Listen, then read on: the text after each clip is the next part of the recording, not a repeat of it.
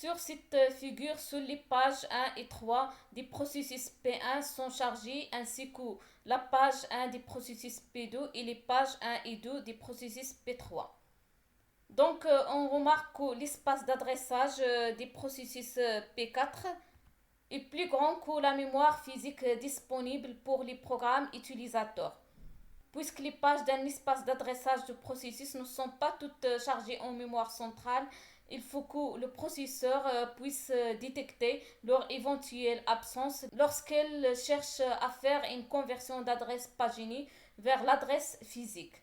C'est pour ça que chaque entrée de la table des pages comporte alors un champ supplémentaire, le bit de validation V, qui est vrai pour la valeur 1 si la page est effectivement présente en mémoire centrale. La valeur 0 c'est non. Comme nous voyons ici, cette figure montre les valeurs de bits de validation pour les tables des pages des quatre processus P1, P2, P3 et P4 en tenant compte des chargements de leur page en mémoire centrale. Ainsi, pour le processus P1, la page 1 est chargée dans la case 2, le bit de validation égale à 1. La page 3 est chargée dans la case 3 avec un bit de validation égal à 1.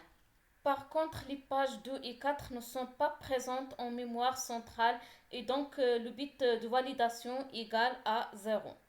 Donc la question qui se pose, que se passe-t-il lorsqu'un processus tente d'accéder à une page de son espace d'adressage qui n'est pas en mémoire centrale? La MMI accède à la table des pages pour effectuer la conversion d'adresse logique vers l'adresse physique et teste la valeur des bits de validation. Si la valeur des bits V égale 0, ça veut dire que la page n'est pas chargée dans une case de la mémoire. Par conséquent, la conversion ne peut pas être réalisée. Il se produit alors un défaut de page. C'est un déroutement qui oblige le processeur à suspendre l'exécution des programmes en cours pour lancer une entrée-sortie.